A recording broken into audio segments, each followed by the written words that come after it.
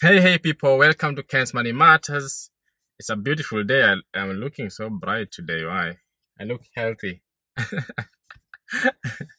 Guys, welcome to Ken's Money Matters.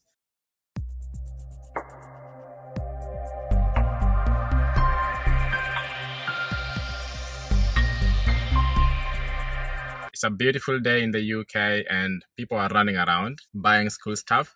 Schools opened, I think, 2 weeks ago or 1 week ago. People are still going to school now. I am around people who have kids, so I can see a lot of movements, a lot of activities, and a lot of things going on about school. And I thought, why not make a money saving tip for this? Because on our money saving tip series, we talk about ways in which you can save money doing normal, practical, everyday stuff. And this will be applicable to almost every parent out there. Personally, I'm around people with kids, and I've been around people with kids for a long time. Despite not having any of my own yet, I am around people with kids. So I do see these things, and I do help, in the process of doing this. And I talk to people on the financial perspective. As a financial coach, I speak to a lot of parents, and I also talk about parenting and money. So this is something I understand. So people are running around and doing a lot of stuff right now as we speak, trying to get their uniforms ready. And it's sometimes very difficult and very demanding financially, mentally, psychologically, and in all ways you can think about it. But what are some of the tips you can use so as you save money when you're buying stuff for going back to school? So people are going to, to school after taking a long break, basically. And I know a lot of kids out there will need new stuff, new shoes, and new clothes. And kids grow up quite fast. So some of them may actually not wear the same uniform or the same shoes or use the same bags. So you need to buy all these things. And of course, some children, like in the UK, are going to high school. So a child is moving from the primary level, going to high school. And you may not know what to do and how to go about it. And because I've seen this a lot, and from my financial coaching perspective, I want to give some tips on how to go about this. How do you save money when you're buying stuff for school? Number one, plan early. Always plan early for such things. If you don't plan early, you get a financial shock because it means your financial life will be running as it was before.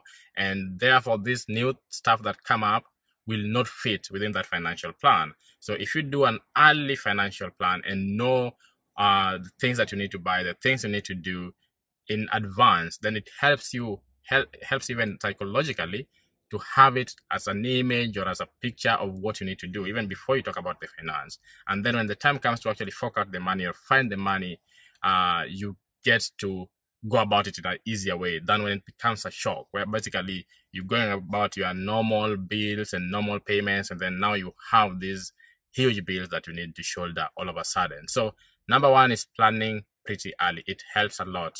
It helps a lot to budget, write down what you need, know how much you need to spend, and then start thinking of how you're going to get the money. That's extremely important. Number two, on how to save money buying stuff for children going back to school.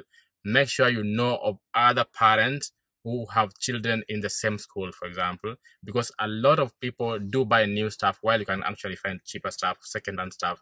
A child has grown, or a child has moved to a different school, or a child has left the country. There's so many reasons why children abandon uniforms. So they've abandoned very new school uniforms that were bought recently, and for many reasons they are changing schools and stuff like that. So you can still manage to talk to those parents and buy those at a much cheaper rate. And this is very important. We don't go out, always trying to buy new stuff for kids. Kids are always kids. Those clothes you buy will get old, will get dirty, will get messed up in 1 week or so. So don't go trying to prove a point or competing with the Joneses, trying to buy everything super new. Just make sure you get something that is worthy that a child can use, as long as it's not so old or tattered. If it's wearable, please get it at a much cheaper rate. And sometimes you get for them for free. A lot of people actually donate them. For example, if I had a kid and someone wanted the uniform, I don't even see the need of selling it. I would give them out for free if I don't need that extra money, really. So if you talk to friends, know the parents in the same school, and ask around, how can you get those uniforms from those children who may have abandoned or left them when they're going to other schools. And number 3, buy the most important things first. This is also important. A lot of people try to impress. And in finance, we say that don't try competing with people.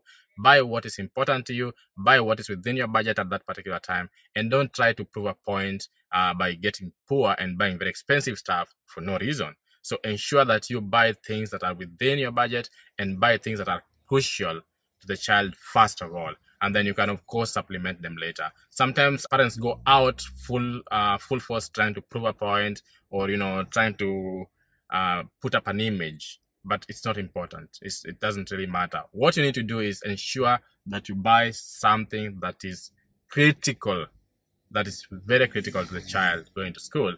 Things that are not needed, not necessary, that are just meant to show up an image or anything else, forget about it. Don't buy it. That's number 3.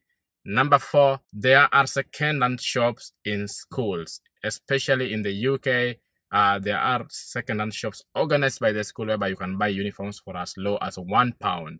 Again, this is a good idea even for Kenyans. The children who are moving from the school, the children who have overgrown their clothes, there are second-hand shops that are set up within the school, and the money goes back to the school. So this is an extremely amazing idea. You can find out about those schools, buy those uniforms from there. You will find very new clothes from children there. You will find very new clothes from the parents. And it's an amazing idea because, again, you get to give back to the school, give back to the community that's helping your child grow into a responsible person. So again, if you can find those opportunities whereby clothes are being sold somewhere, whether it is within the school or outside or organized by parents association, try and get those clothes from there. Use that opportunity to get those clothes. Another money saving tip, number 5, food shops in school. Food shops would help people get food at a much cheaper rate. Instead of buying expensive food for the kids from, other supermarkets or funny outlets, you can utilize the food shops in school. This is especially in the UK. There are food shops and they sell the food at a very low price compared to, of course, other outlets. So if you want to save money, if you're going back to school, if the children are going to school, for the moment, when you're still trying to get, out of the quagmire of them going back to school, you can register them and make sure they get food from the food shops in order to save cash that way. Number 6 on how to save money when children are going back to school is by ensuring that everything that you give to them is well kept. So you have to teach your children the importance of keeping those things well and knowing that they're for the long term. Again, this is money and parenting. You need to teach your children to be responsible enough to know how expensive these things can be. And if they know the value of the things you buy them, most likely they will keep them for a long time. So they need to know, teach them, talk to them. When they're going back to school, tell them, okay, I'm going to buy this thing and I expect you to have this thing for a whole month, a whole term. Just be a responsible parent and tell them about the value of things, the value of money. That's another way of actually teaching them about money, at the same time saving yourself a ton of money. Instead of buying things over and over again, every 1 month, every 2 weeks, you buy something new. Teach them to be responsible. Teach them to know the value of these things that you buy, and teach them to know the value of money. Number 7, money saving tip. You can also try and find discounted shops. A lot of times schools will always direct you to shops that actually are very expensive. And I don't know why that happens. Since I was a kid, it's the same story. But you always find those other shops that are, giving you the same thing at a much cheaper price or at a discounted price. So try and do your research before you go to that particular shop that you have been directed to, and come up with your own ideas and own ways in which you can go around it and get these things at a cheaper place or at a discounted price, or use your club points. Just ensure that you get some value out of it. Don't just go all out spending money in the same shop you've been told, and not trying to find out the market and what you could get for a better price, what you could get for a lower price, because sometimes the quality of the things you're buying are almost the same, or the same exactly, but you're buying them at a much higher price in the shop you have been told by the school.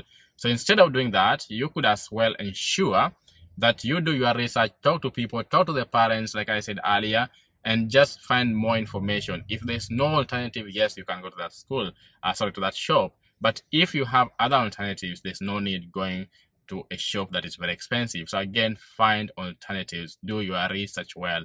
Don't just rely on what you've been told by the school or whatever it could be. Another money saving tip: teach your children to reuse the things they have used before. Sometimes children just ask for new things for the sake of it. But like I said, if you teach your children about the value of the things and the value of money, they wouldn't. But if they still ask for new stuff, you can as well tell them that it's okay to use things that they have used before. Stuff like bags, for example. If the bag is not torn, if the bag is not, completely wasted, let them reuse the bags, let them use the shoes again, let them use those things that they have been using. Sometimes when it comes to a new term or a new year, children are just, excited and asking for new stuff. Don't just indulge them. Don't indulge the kids in new stuff all the time for no reason. If you're gonna buy new stuff, buy them for a worthwhile reason. So in this case, sometimes just use the things that have been used before to ensure that you're saving money and you only buying the things that the child really, really needs. Again, that will also ensure that if you're buying more in the future, you have the money to buy it. Because if you buy everything new and anything happens, basically a lost parent. So yes, it's extremely important that you only buy what has been used completely or lost or abandoned or school is changing. Finally, have been given a really good tip right now. So pens. This is something that someone would think is very frivolous and very small and doesn't matter, but it matters. This child is saying very well that a lot of people use too many pens when they are young, like year 1, year 2, those kindergarten. Basically, they use so many pens and parents are forced to buy them all the time and they lose them. So the best way, according to this kid, is to ensure that you buy them. Don't buy them from the website that the school directs, from the school's website. Buy them somewhere else because they are very expensive when you buy them from the website. Now, this is a money hack. This is a nice money hack that's coming from a kid who understands money. So this is really nice. So these small things like pens, and it doesn't have to just be pens. It can be anything else. Make sure you're not buying them from the school's websites. Make sure that those small stuff, you're buying them from somewhere else. You're buying them from a much cheaper place, more affordable place. So again, an amazing money hack for you. So these are some of the money hacks, guys, you can use. And like I said, these are information. This information I'm getting firsthand. So this is very practical and very relatable. If you have any more tips that we could use, please don't hesitate to comment below the video. And guys, thank you and see you on the next money saving tip video.